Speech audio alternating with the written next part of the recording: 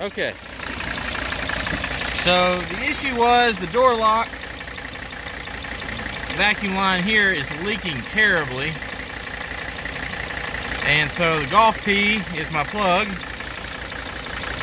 Trying to figure out what all these lines do, but I know that that one down there is a door lock system. The one that, this orange looking stub thing here. So,